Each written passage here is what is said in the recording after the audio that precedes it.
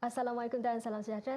Sekarang ini anda menyaksikan Dialog TVS iaitu rancangan Temu Bual bersama saya Salazar Safian.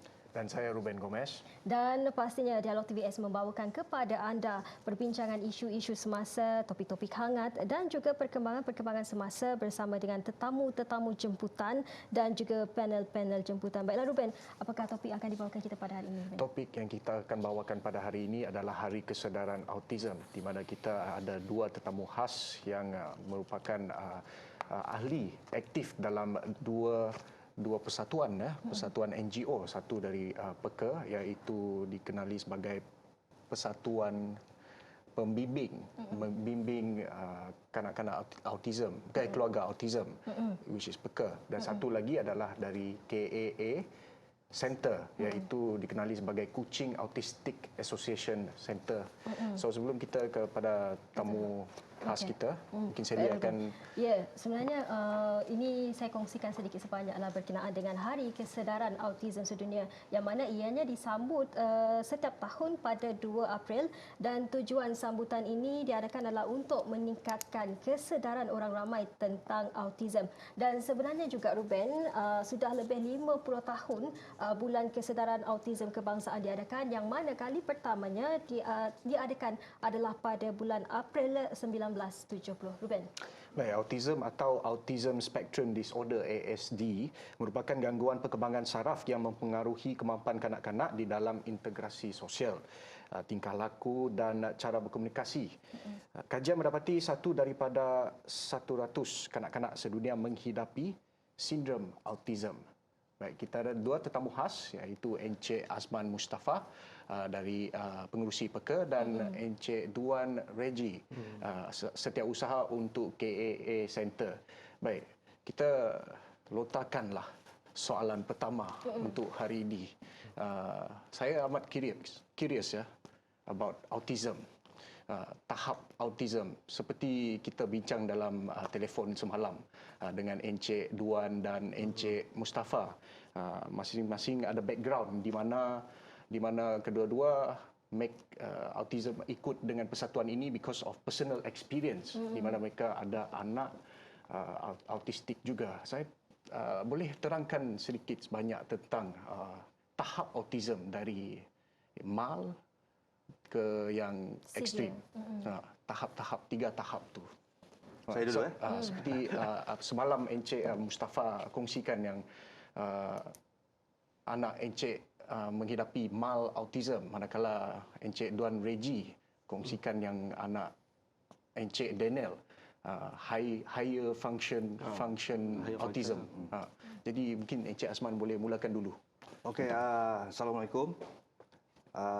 Lebih baik saya cerita pasal anak saya, condition dia, and then saya akan cerita tentang peringkat level of autism.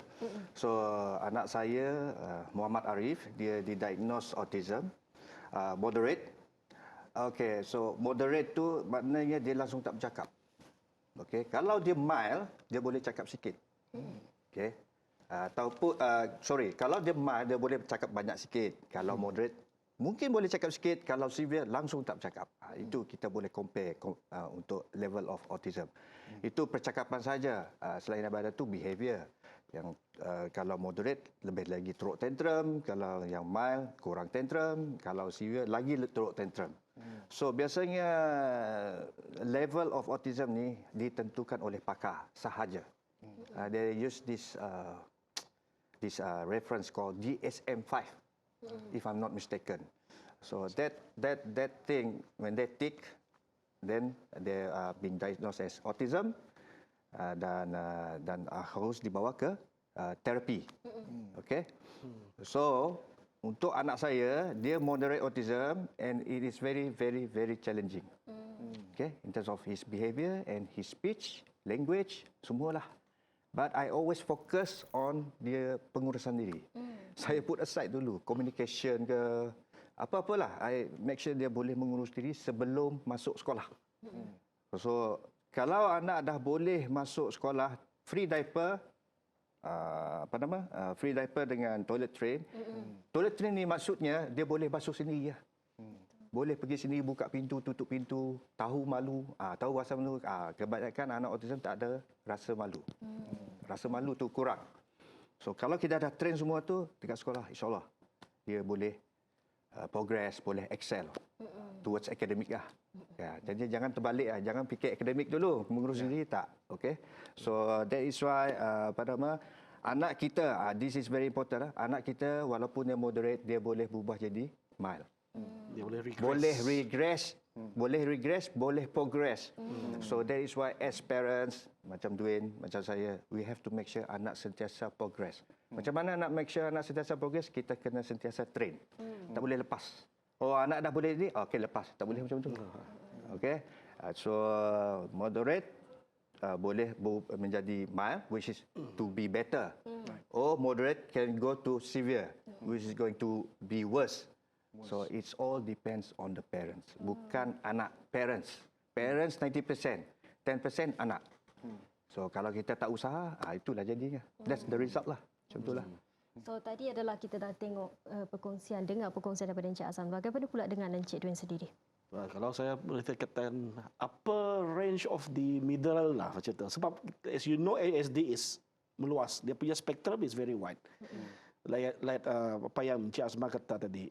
So only doctor can diagnose. Our job is to make sure from daripada diagnose apa yang didiagnose oleh doktor, kita main peranan. Okay, we chart progress anak kita.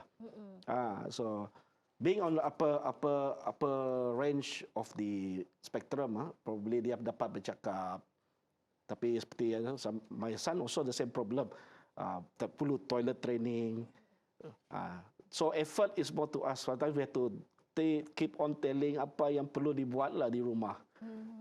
Macam mana nak do wash yourself after toilet and all these things. So it's quite a long progress lah. So progress is defined by kita sendirilah. Betul. Kita sendirilah. Setuju. Okey, dan saya juga difahamkan bahawa peranan PEKA sendiri dan juga KAA Center adalah berbeza, yang mana PEKA khususnya kepada ibu bapa dan juga KAA Center ini khusus kepada anak-anak itu sendiri. So, mungkin Encik Azman terlebih dahulu boleh terangkan berkenaan dengan inisiatif. Okey. Saya nak explain sikit who is PEKA. Siapa itu PEKA? So PEKA ni tergolong ahlinya termasuk AJK lah. Semua ada anak autism. Yang berusia antara 12, 13, 14 tahun lah. Okay. So we've known each other for so many years already, 6 to 7 years back. So kita punya mission, objektif PEKA adalah untuk membantu parents to educate parents. Kita perlu educate parents. Kalau tak educate parents, tak mungkin anak boleh progress. So we have to spread knowledge, everything. For me, saya pun ada bagi talk, okay? Bagi kesedaran. Okay? Kesedaran itu penting. Sebab parents ni ada yang sedar, ada yang betul-betul accept. Saya salah seorang yang pernah denial dulu, okay? Di depan mata kita nampak normal, tapi di dalam diri anak tu tak normal. It's very hard to accept. Unless kalau anak tu dah dilahirkan macam contoh Down syndrome, mata buta, tak ada tangan, tak ada kaki kan. At least kita dah nampak. Tapi benda ni mengejut bagi kita. I believe macam Dwayne juga. Masa diagnose autism, dia pun terkejut. Saya pun terkejut.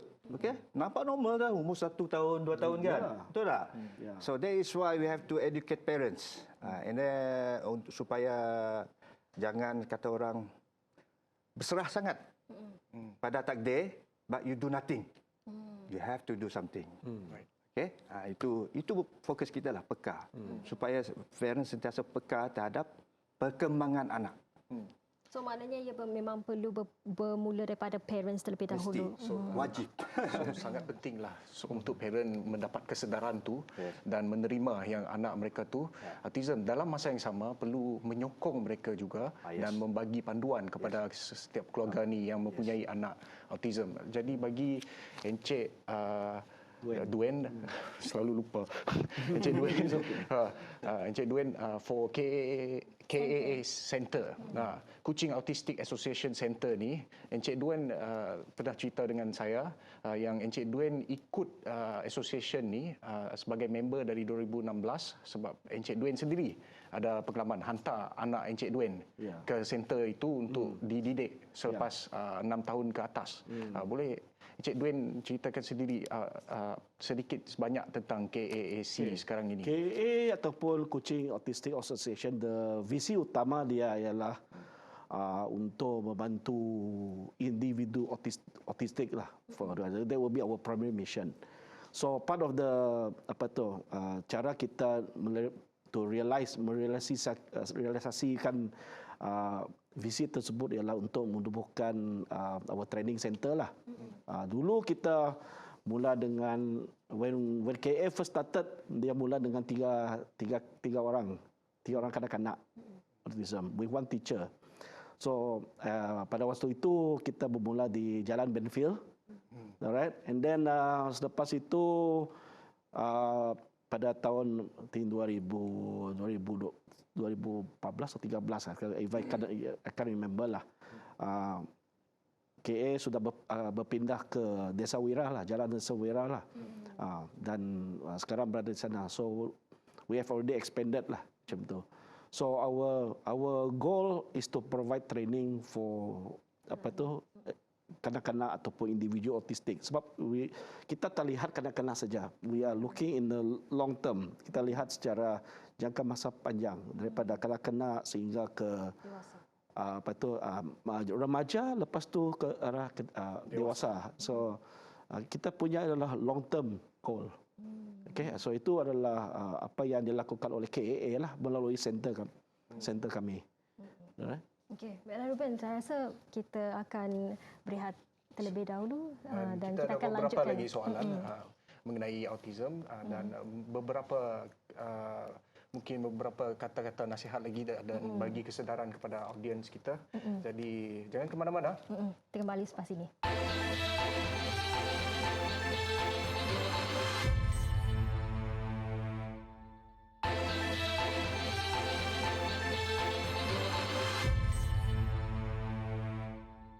Baiklah, kembali lagi kita dalam rancangan Dialog TVS. Untuk topik hari ini kita bincangkan berkenaan dengan Hari Kesedaran Autism. Dan tadi kita bersama dengan guest kita, tetamu jemputan kita hari ini iaitu Encik Azman dan juga Encik Duen. Yang tadi Encik Azman dan Encik Duen sudah pun ceritakan sedikit sebanyak pengalaman mereka dan sedikit sebanyak tentang persatuan yang mereka terlibat.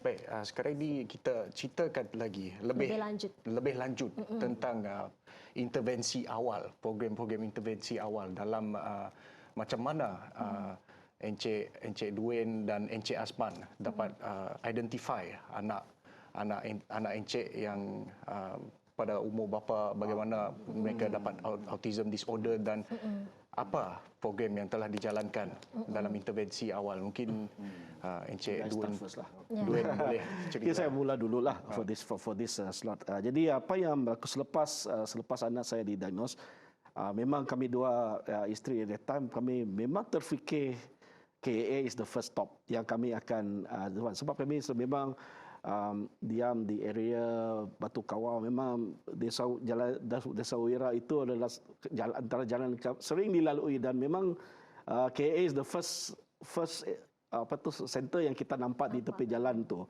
So bila anak sudah kena pasti sebagai autistik, so without second thought lah, tanpa hesitation lah, terus kami dapat let's enroll anak di KA. Sebab tu program itu yang memang terlintas sebab kita tahu it is quite established. So bila pada tahun 2016 itu kami hantar dan syukur diterima. At that time juga banyak saingan untuk tempat di situ sebab dia punya waiting list boleh tahan juga panjang pada waktu itu, tapi manage lah untuk dapat slot di situ. Tapi sebelum tu Encik Duen, bagaimana Encik Duen sendiri boleh mengenal pasti bahawa anak Encik Duen itu adalah seorang autism? Dia sebenarnya from my wife lah, sebab saya punya isteri, my wife, Dia seorang cikgu di sekolah rendah. Jadi dia terdedah kepada masalah pembelajaran di sekolah. So dia dapat mengenal pasti macam mana sifat kanak-kanak itu sendirilah pada umur muda, umur seperti itulah. So naluri ibu lah biasanya, itu motherly instinct bah. Jadi dia beritahu saya bahawa Daniel ni dia berbeza daripada kanak-kanak yang lain. At first, biarlah seperti Encik Azban itu dia agak skeptikal sikit. Ada sedikit denial, tapi saya tidaklah saya deny 100%. Saya more open. So saya kata tak apa, we will see what happen. After diagnose, then kita lihat what can we do after that. Jadi itulah selepas. So by 3 years old kita dah nampak dah sebenarnya. Tapi we want to take that wait and see approach. Kita nak tengok apa yang akan berlaku. Sebab we want to see how can kita sendiri bimbing anak. Sebab at that time kita, pada waktu itu anak berjauhan dengan kami berdua isteri. Sebab kami berdua pada waktu itu mengajar di Lundu. Jadi anak ditinggal dengan family di Kuching. Jadi interaction agak kurang at that time. So kita hanya dapat lihat dia hujung minggu. So from there kita nampaklah dia ada slow sedikit dari segi progres dia.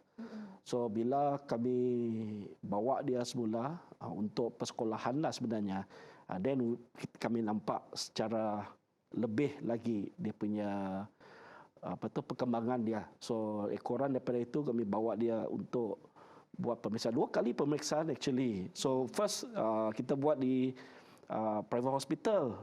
So we want to get second opinion lagi. So kami bawa ke klinik ibu dan anak. Kita minta pegawai perubatan pada itu untuk periksa juga. Ya ini kerajaan lah. So mereka mengesahkan. So ekor itu kami berdua we decide okay, then kita buat sesuatu lah. Macam itulah. So that's how kami end up di KA lah. Dan saya difahamkan juga bahawa sebenarnya parents itu sendiri, ibu bapa itu sendiri sebenarnya tidak boleh melakukan diagnosis sendiri kepada anak-anak kan. He has to be pakar lah. Mesti dari pakar. Ya. Dia mesti dirujuk oleh pakar. Kita hanya boleh mengesyorkan kepada ibu bapa bahawa ibu bapa perlu bawa berjumpa dengan pakar untuk mendapatkan nasihat daripada dan diagnosis daripada doktor lah. So Encik Azman macam mana pula? Intervensi awal. Okey. Kita kena faham maksud intervensi awal ni. Intervensi awal ni start daripada 2 tahun sampai 6 tahun. Okey, perjalanan cerita dia lebih kurang perjalanan saya pergi jumpa doktor, hantar anak pergi terapi. So saya nak tambah sikitlah tentang intervensi awal. Sebagai wakil pada pekar yang saya dah kata tadi, saya membantu parents untuk tentang kesedaran autism. Dalam intervensi awal ni jangan mengharapkan 100% pada terapi. Intervensi awal ni mak bapak mesti belajar. This is the problem now in our society ya. Parents hantar anak terapi, balik rumah tak buat apa-apa. Itu yang bahaya dia. Okay. Parents has to learn. Okay, this is my experience. Anak saya didiagnose di Perancis. Bukan di sini, di Perancis. Masa tu wife kerja. Okay, so everybody follow. Orang putih ni, dia orang punya thinking is very different. Because dia ni perintis untuk pekaji autism ni. Kita ni ikut je. Apa ilmu dia orang ada, kita ikut. So the way they think, dia orang cakap ni, they always think positive. Okay? Always think positive. So apa yang saya belajar daripada pakar terapi tu, speech therapist lah. Okay? Speech and language therapist. Mesti dapat. Terapi mesti dapat. Mesti dapat. Dari situ saya macam dia bagi saya semangat. Kita jangan lose hope. During intervensi awal. Sebab anak saya tu masa dia intervensi, start intervention 3 tahun 7 bulan. So dari situ dia selalu galakkan saya. Mesti buat. Tak dapat, buat lagi esok. Tak dapat, buat lagi esok. Tak dapat, buat lagi esok. Macam itulah. Kalau kita berjaya, like Dwayne said, berjaya defined by yourself lah, by the parents. Macam mana berjaya tu? Kalau anak boleh sebut satu word saja, dia tak pernah sebut pun word tu, tapi contohnya papa lah. Tiba-tiba dia sebut papa. That is a very big success. So apa nama, intervensi awal is very important. So sejarah perjalanan anak saya, dia bermula daripada Perancis, and then bila balik Malaysia, saya hantar anak saya ke EIP di Putrajaya for 1 year, daily, and then baru masuk ke tadika private. Lepas tu MCO, lepas MCO baru pergi US. Sekarang ni di US. Anak saya di public school dekat Los Angeles. Okay. So actually, I pun terkejut you cakap apa nama, intervensi awal. This is biasanya parents terlepas pandang hal intervensi awal. Orang selalu fikir intervensi awal ni terapi, hantar terapi, hantar ke KAA, hantar ke PDK. Tapi walhan yang orang lupa pada diri mereka yang dia orang mesti jadi terapis. Parents mesti jadi terapis kepada anak. So maknanya tu ibu bapa jugalah perlu 90%. Memain peranan penting. If not 95% or if not 99%, 1% orang luar. Orang luar maksudnya terapis, doctors ke siapa-siapa. Because sebab to add on apa yang Encik Azman kata, sebab contact hours itu lebih kepada kita. Yes. We have more contact hours dengan anak kita. So kita tak boleh bergantung harap 100% kepada apa tu pusat-pusat terapi. Sebab mereka macam ini kes biasa hanya 2 jam saja satu hari. Selain daripada sekolah. Saya bersyukurlah dia sekarang sama sekolah dengan saya di apa tu di SMK Demak Baru. Jadi senang sikitlah. Sebab I still have contact hours dengan dia selepas habis terapi, selepas pukul 5 petang. That is our time with them. So try kita buat apa yang boleh lah dengan apa yang dicadangkan oleh cikgu di sekolah, dengan pengajar-pengajar di pusat intervensi. Itu adalah input yang boleh kita buat exactly sama seperti apa yang dilakukan di pusat-pusat terapi atau di sekolah, supaya dia ada continuation, ada consistency di situ. So kita berbalik kepada soalan Azman tadi, sebagai motivator dan memberi kesedaran kepada keluarga, bagaimana mesti ada golongan ibu bapa yang masih in denial ya, dengan anak mereka yang autism. Bagaimana sebagai jurucakap motivator anda hadapi semua ini? Kalau based on pengalaman saya, one of the reason kenapa saya in denial, because saya tak ada ilmu. Ilmu is the key of all. Okay? Kalau tak ada ilmu, maksud saya macam ni. Sekarang ni kalau saya jumpa kawan-kawan yang tengah pregnant ke apa, saya bagi tahu mereka baca tentang autism. Google. Sekarang senang, semua senang sekarang. Dulu kita kena pergi library ke apa kan, baru cari buku. Sekarang ni Google. Baca je pasal autism. To prepare yourself. Okay? Kalau kita ada ilmu, kita dah tahu apa itu autism, kita dah tahu apa ciri-ciri autism, buat bila start, macam mana nak train. Kita baca ya, walaupun kita tak ada anak autism lagi, tapi bila kita ditakdirkan ada anak autism, we are prepared already. So that is why kita mesti ada ilmu. So inilah problem kita. Okay? Bukan saya kata Malaysia saja, seluruh dunia lah. Kita tak ada ilmu. So masa saya in denial tu, saya tak ada ilmu. Sedangkan wife saya masa tu read about autism. Dia pesan saya. Tapi saya tak nak. Anak tak ada autism pun, buat apa baca. Tapi last saya yang ditakdirkan ada anak autism. Itu saya menyesal lah. Kalau jangan denial. Kalau kita denial, kita tak tahu berapa lama kita boleh denial kan. Mungkin boleh sekejap, mungkin boleh lama. Kalau lama lagi parah. Kan betul tak? So that's why the key is always ilmu. So sepanjang Encik Azman memberi motivasi kepada ibu bapa, ada tak ibu bapa yang macam aku tak nak terima anak aku autism. Macam lepas tu ia macam dia tak nak pedulikan anak ke, ada ke yang pernah melalui dia? Kalau saya nak cerita, banyak cerita ni sebenarnya. Tapi sorry to say lah, ini based on my statistics. Bukan saya buat cerita ataupun make up story. Kebanyakan bapa yang denial. Okay? Mak memang ada, tapi kalau ikut statistik, bapa yang banyak denial, because bapa yang jarang dengan anak. Sebab bapa yang keluar pergi kerja ni semua, biasanya mak yang dengan anak. Jadi mak yang, seperti dia cakap tadi, mother's instinct. Ini saya pesanlah kepada para bapak lah saya pesan sebelum saya lupa, always trust your wife. Mesti percaya apa cakap bini, anak ada masalah. Husband kena percaya. Sebab mother's instinct 99.9% mesti correct. Correct. Correct. You tak boleh deny. Tak boleh deny. So berkata kepada si husband lagi, macam mana nak terima atau tak. Dari situlah sama ada dia nak cari ilmu atau tak. Kalau dia tak nak cari ilmu, susahlah. Okay, susah. And then kalau ada juga mak yang in denial, ada yang of course family. Okay, kita ada mentua. Kadang-kadang mentua ni main peranan tau. Kalau dia orang supportive, bagus. Kalau tak supportive, susah. Okay, so whatever it is, especially parents, anak you, kalau ada masalah, jangan peduli orang sekeliling apa orang cakap. Okay, anak okey lah, tak apalah, tak payah pergi doktor. Jangan percaya. You must always trust yourself. Kalau ada problem, jumpa. Macam cerita wife dia tadi, bawa jumpa, dia pun ikut bawa jumpa. Jangan follow apa orang lain cakap. So the key is everything denial. Kalau tak nak denial, kena ada ilmu. Okay. Pentingnya ada ilmu berkenaan dengan autism ini. Mesti ada. Betul. Benda ni sentiasa ada. Sentiasa ada. Bukan saja autism lah. Bukan saja autism. Ada disability, ada apa tu? Ada special needs yang lain lah. Sebab benda ini belum kita tak tahu macam mana keadaan anak kita apa. Dia tak spesial autism, dia boleh jadi disleksia.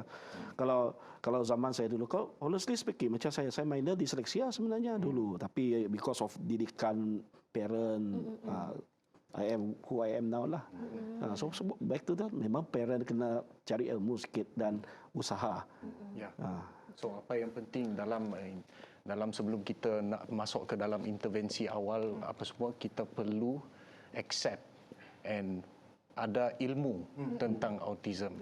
Along the way apa semua. Itu satu kesedaran yang kepada semua keluarga lah ataupun parent yang masih in denial must accept before it's too late. Yes. Ya. Jadi jangan ke mana-mana dulu, Sally. Kita akan Kembali lagi selepas ini. Kembali selepas ini.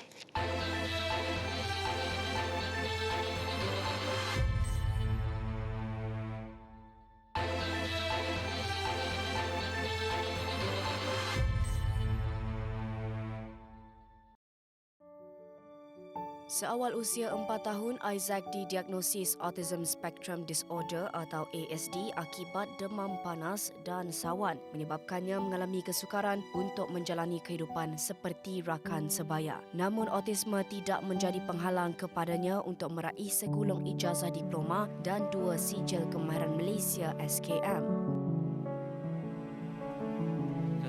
My parents also tell me no one cannot help you because society also like that. The world is like that. No one cannot help you, so you have to do like independent. I joined this PPKS because my father was feel maybe you can start learn more a bit, so he bring me to this diploma. So I spent 3 years half in the PPKS. Berusia 26 tahun, Isaac merupakan graduan Diploma Pengurusan Operasi Percetakan Pusat Pembangunan Kemahiran Sarawak atau Sarawak Skills dan sangat gemar melukis. Beliau juga memiliki sijil dalam jurusan Pereka Grafik dan penerbitan meja di institut yang sama. Mengakui mengalami sedikit kesukaran untuk mengikuti pembelajaran sepanjang pengajiannya, namun Isaac beruntung kerana memiliki rakan sekelas dan tenaga pengajar yang memahami kemampuan dirinya. Berkongsi cerita, Isaac berkata kadang-kadang aktiviti mindanya tidak seiring dengan keinginan diri.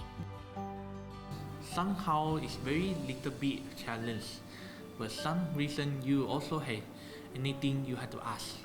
Sometimes do not know how to do, you have to ask. I'm lucky had the friendship can helping me. Sometimes do not know how to do. Sometimes you will have to ask people will helping you. When the sir tell us to do, you feel it's okay, you have to do. Sometimes you not sure how to do, but you have to against the challenge. It's only way to start to make your heart very big. Dia berhasrat untuk menyambung pengajian di peringkat lebih tinggi sekiranya diberikan peluang. semua beza lah. Tidak bajet. Jadi betul semua lulus.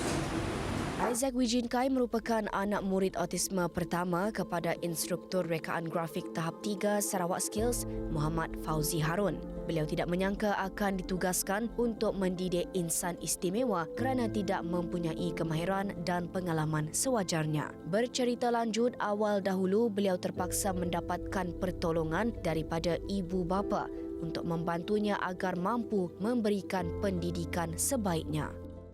Kadang-kadang daripada sidaknya, parent sidaknya, yang akan adalah yang anaknya itu jenis autism, kan. Jadi cara pembelajaran ataupun cara penyampaian yang mungkin berbeza.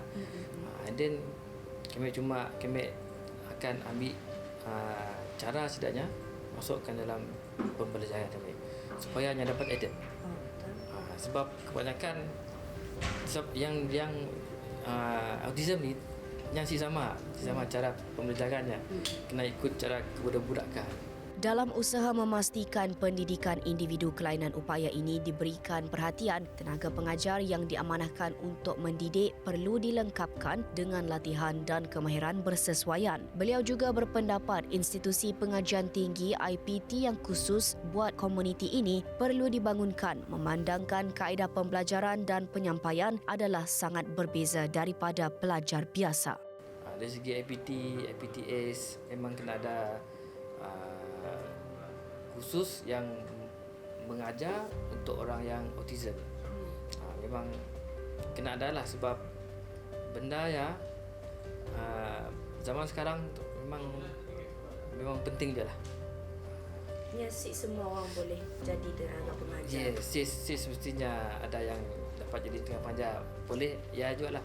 Cuma kena memahami cara sidaknya. Kini beliau diamanahkan pihak pengurusan untuk terus mencurahkan bakti kepada komuniti neurodivergent yang mendaftar ke institusi itu, malah menerima sekurang-kurangnya 1 pelajar setiap tahun. Menjelang 2030, di bawah Pelan Pembangunan Pasca COVID-19 PCDS, Kerajaan Sarawak meletakkan inklusiviti sosial sebagai antara tunjang utamanya dan ini tentunya menyentuh aspek pendidikan. Kalau kita lihat dari sudut itu, setakat ini sebanyak 4 buah sekolah rendah pendidikan khas yang telah dibina di Sarawak, iaitu di Kuching, Kota Semarahan, Miri dan juga Sibu. Namun, kesemua sekolah ini hanyalah sehingga ke peringkat pendidikan rendah. Jika inklusiviti yang diinginkan, adakah Kerajaan Sarawak bersedia untuk membina dan membangunkan institusi pendidikan tinggi untuk golongan neurodivergent? Amira Shawel, TVS. Sebenarnya banyak dah dibincangkan berkenaan dengan latihan intervensi awal. Jadi saya ni ingin mengetahui lebih lagi berkenaan dengan kejayaan intervensi awal ini sebenarnya dan bagaimana pentingnya intervensi awal ini untuk seperti yang Encik Azman katakan sebentar tadi, bahawa kalau anak itu tidak di-treat ataupun tidak diberi intervensi awal ataupun latihan, daripada mild dia mungkin akan menjadi lebih severe. And then daripada severe dia akan menjadi kepada mild. So bagaimana tu? Okay, for intervensi awal ataupun early intervention, kita sebagai parents and of course kita fokus pada kita dulu as a parents, macam Dwayne as a parents, apa kita nak anak berjaya? Bukan berjaya betul-betul berjaya, boleh buat, at least boleh buat dalam masa intervensi awal. So saya percaya macam Encik Dwayne dengan saya, anak mesti boleh urus diri. Urus diri ini very very important, okay? Dalam masa anak boleh urus diri, okay, boleh pakai baju, pakai seluar, mandi sendiri, brush gigi sendiri. Kalau tak pas 100% pun, at least dia boleh buat 60 to 70%. Okay? Itu dah kejayaan bagi parents. Memang sukalah, memang very very happy, very proud yang anak kita boleh buat. Itu kejayaan. So his definition, my definition berbeza. Tapi goal is the same. Okay? The goal is the same. So, bila anak dah boleh mengurus diri, then we can focus on other things. Living skill, macam sapu lantai, basuh pinggan. Saya ajar anak saya basuh pinggan. Dia pinggan dia saja, pinggan orang lain dia tak basuh. Okey, it's okay sebab dia dah boleh basuh pinggan. Basuh tangan, tutup switch, tutup pintu. Di mana anak boleh memahami arahan. Anak autism ni kalau dia arahan yang very complex atau yang susah nak faham. That's why kita as parents, kita kena bagi dia arahan simple dulu. Baru kita ajar arahan yang lebih susah. Okey. Dari segi language, dari segi speech, okay, we don't expect them to cakap macam budak normal. At least they can communicate. Right, Dwayne? Yalah. At least anak you nak minta sesuatu. Minta sesuatu je. Daddy, I want to eat McDonald. Dah cukup. To us is dah cukup. Okey, tak perlu dah cakap, Daddy saya nak McDonald with cucumber, I nak ada sauce. Tak perlu explain banyak. At least kita ada communication. So ada komunikasi dua hala. Itu pun kejayaan. Ataupun like in my case of my son, dia pandai bagi tahu dia sakit. Daddy painful atau apa. Itu sudah satu because dia tahu dia mengalami kesakitan, dan dia boleh express dia pada kesakitan. Itu intervensi awal. So that's why kita as parents mesti all out. No reasons. Tak boleh bagi alasan, tak boleh latih anak. No matter what. Alasan you bekerja ke, alasan you jaga anak lagi baby ke, tak boleh ada alasan. Kalau you bagi alasan, anak tak akan progress. Okay? So, reasons is excuses, no excuses. So, saya selalu minta parents supaya berkorban. All out melatih anak. 4 years. From 2 years hingga umur 6 tahun. Kalau anak diagnose umur 3 tahun, so you have 3 years. Kalau anak diagnose umur 4 tahun, you have 2 years. Until 6 years old. Berkorban demi anak. Bila anak dah boleh improve kat sini, intervensi awal, bila dia masuk ke alam persekolahan, insya-Allah anak boleh senang belajar. Apa-apalah boleh senang kan? Betul tak? Kita pun happy. Okey, pada peringkat umur berapakah anak-anak autism ini sebenarnya agak peringkat yang mencabar bagi ibu bapa dan juga anak-anak itu? Dia peringkat yang mencabar. Sebenarnya mencabar sepanjang masa kan? All the time. It's all the time. But I always emphasize on intervensi awal sebab di situlah usia kita membentuk anak. Behavior anak. Lebih awal lebih bagus. Lebih awal lebih bagus. Lebih awal lebih bagus. So from 7 to 11 years old, itu apa yang dia belajar daripada intervensi awal. Daripada mak bapak dia. 12 years old and above, itu alam, kata orang, alam balik. That it will be challenging. Itu belum saya alami lagi, jadi saya tak berani cerita. Maybe Mr. Dwayne boleh cerita. Anak dia 14 years old.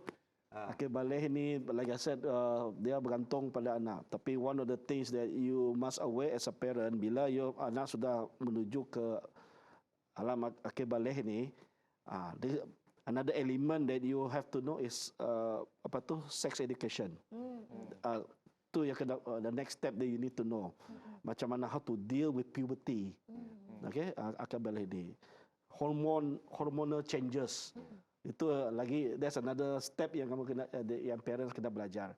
Okay, kalau kanak-kanak lelaki, bila dia masuk puberty, lain sifat dia. Perempuan lebih mencabar sebab dia melibatkan period dan sebagainya.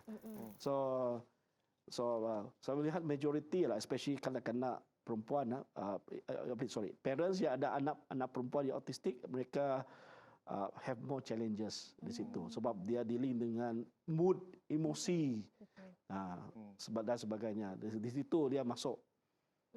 So untuk di KAA Center kan sendiri, bagaimana dia punya pembahagian ataupun berapa ramai pembahagian daripada pelajar lelaki ataupun perempuan? Yang mana lebih ramai sebenarnya? Yang di KAA sendiri kita ada lebih ramai pelajar lelaki ya. Memang statistik macam tu. Statistik is like that lah. Sebab more boys than girls. Kalau dari segi nisbah 1/4. Satu lelaki, empat lelaki, satu perempuan. Yes. Ratio dia. Dan kita difahamkan juga sebenarnya kalau seorang yang anak-anak yang autism ini sebenarnya mempunyai tantrum sendiri. Bagaimana cara untuk mengawal? You first?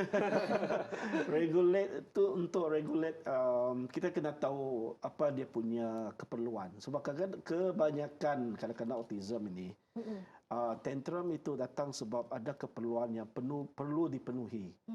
Ada fulfillment yang kena. So it's bergantung pada kita untuk mengenal pasti apa keperluan anak-anak kita. For example, kalau especially bagi parents yang anak dia non-verbal atau yang tidak pandai bercakap, itu you kena tahu apa sebenarnya. So bila dia tantrum, pasal apa? So kita kena kaji betul-betul selidiki apa faktor-faktor yang menyumbang kepada emosi kanak-kanak ini ada terganggu sikit. Sebagai persatuan pembimbing komuniti autism, ini mungkin kepada Encik Azman sebagai motivator, apa yang telah dilakukan untuk golongan seperti keluarga ni yang mempunyai kanak-kanak autism. Mungkin boleh ceritakan sedikit mengenai aktiviti yang dijalankan. Mula-mula dia ditubuhkan pada tahun 2019. Kita ni kurang aktiviti sebab MCO kan. Time tu MCO. So masa tu kita orang hold dulu. Maknanya kita tak buat outdoor activities lah.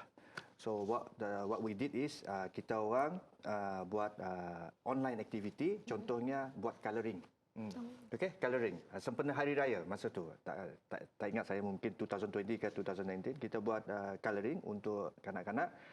Competition lah. So bila dah siapa yang menang dapatlah duit hadiah lah daripada PEKA. So aktiviti itu penting. Bukan nak dapat duit raya tu. Yang pentingnya mak bapak dengan anak work together. Kerjasama dengan anak. Okay? To do the drawing tu. So as time goes by, kita orang dapat bantuan daripada JKM.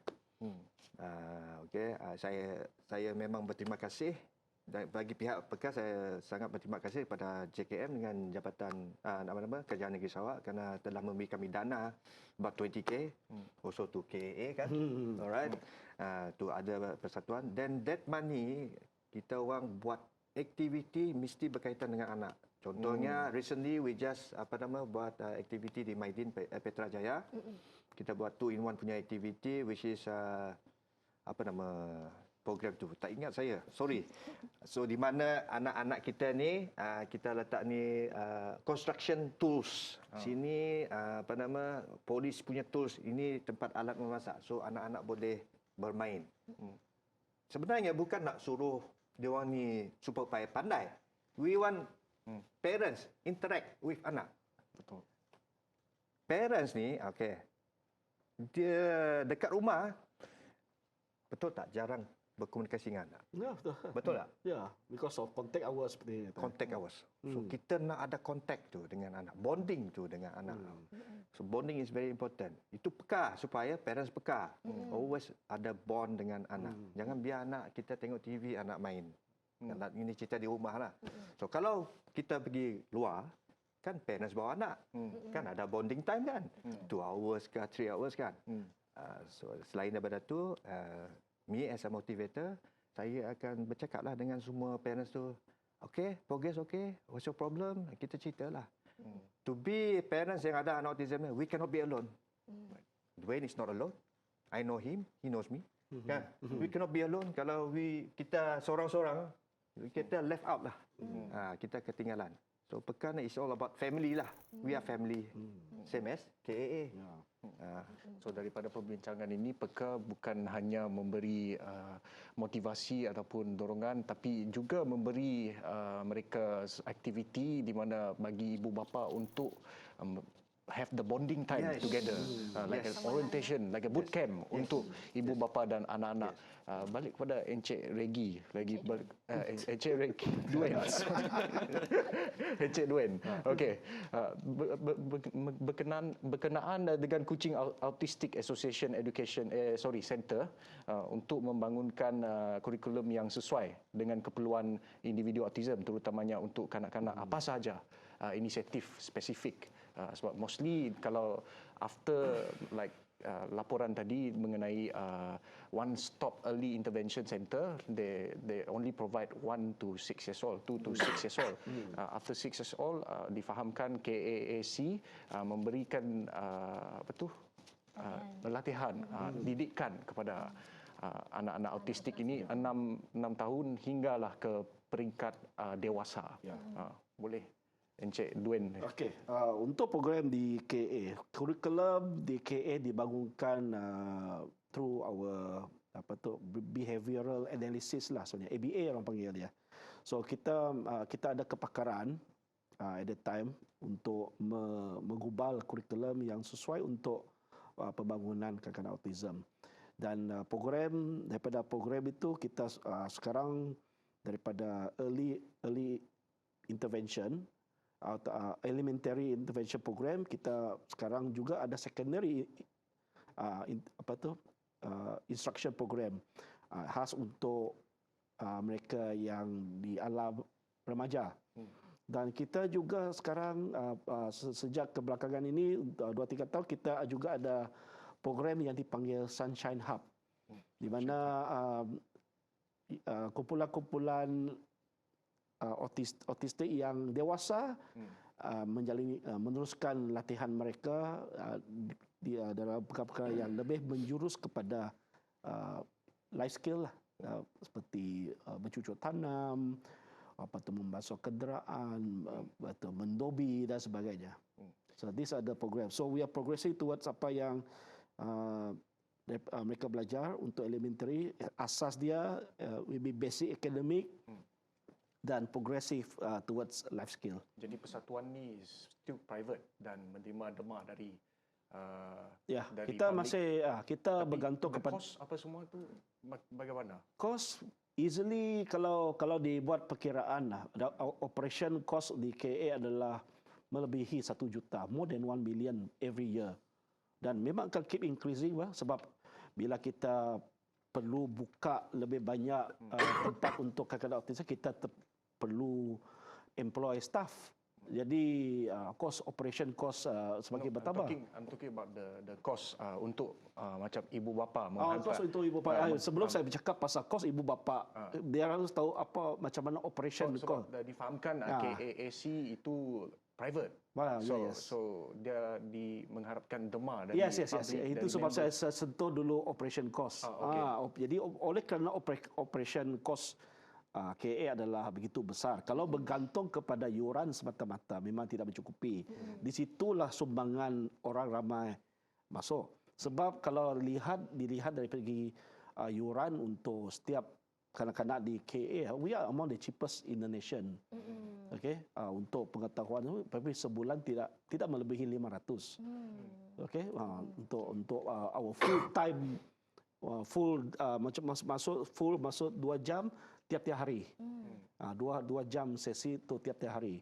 So cost untuk setiap anak probably about maximum about 500 macam tu. Subsidized by the donors. Subsidized by donation. Jadi itu this is where ibu bapa tahulah macam sebab that's why KA selalu in demand sebab mereka tahu bahawa yuran untuk intervention antara paling murah lah sebenarnya. Okey. Baiklah, kita dah pun menyentuh mengenai anak-anak autism dan juga ibu bapa. Sekarang ini kita nak menyentuh pula berkenaan dengan stigma masyarakat mengenai anak-anak autism ini, kerana masih lagi terdapat di luar sana yang kurang mengetahui berkenaan autism ini, dan ada kalanya apabila anak autism ini mengalami tantrum, ada juga yang menyalahkan ibu bapa bahawa mereka tidak pandai menjaga anak. So bagaimana?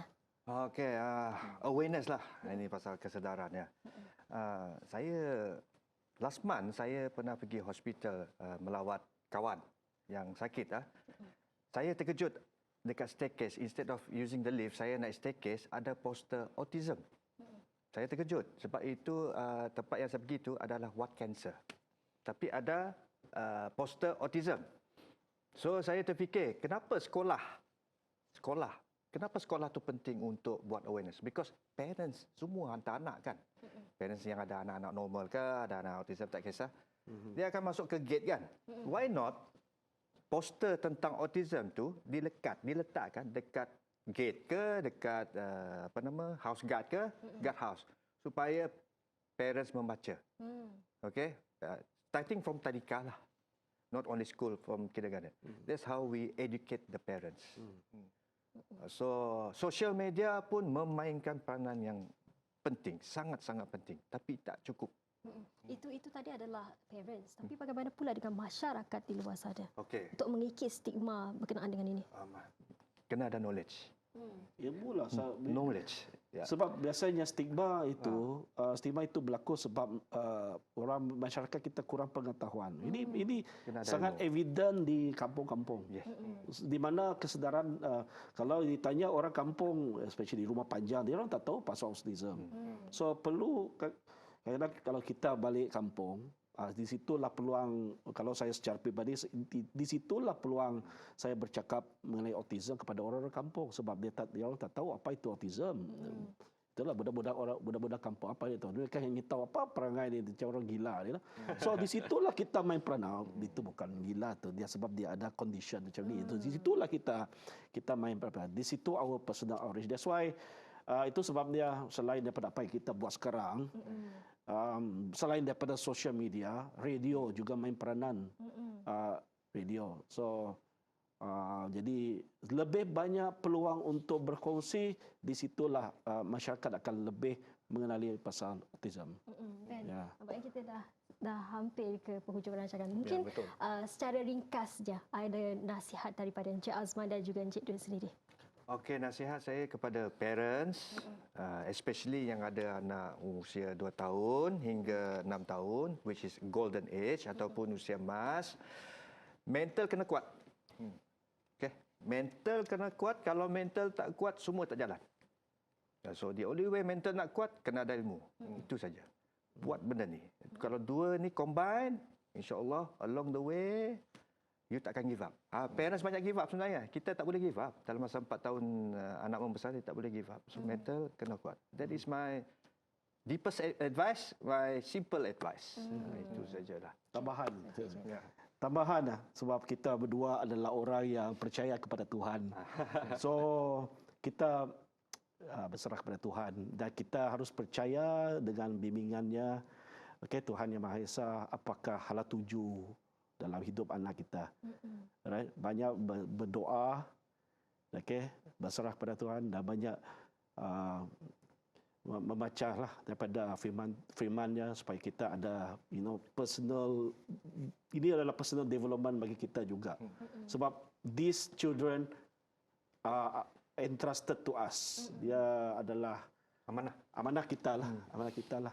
So ini secara tidak langsung ini adalah satu ibadat bagi kita.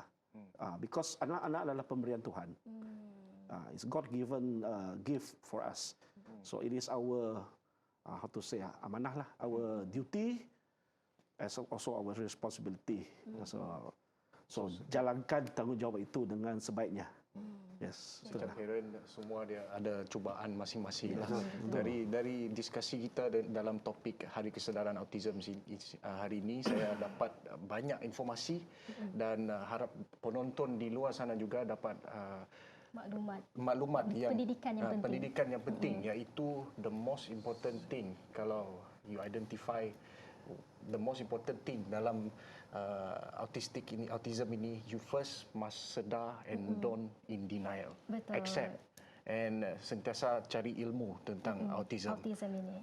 Ya. Okey, baiklah Ruben, saya rasa ini sahaja daripada kami. Saya Salam Safian. Saya Ruben Gomez. Salam Sarawak. Jumpa Makmur.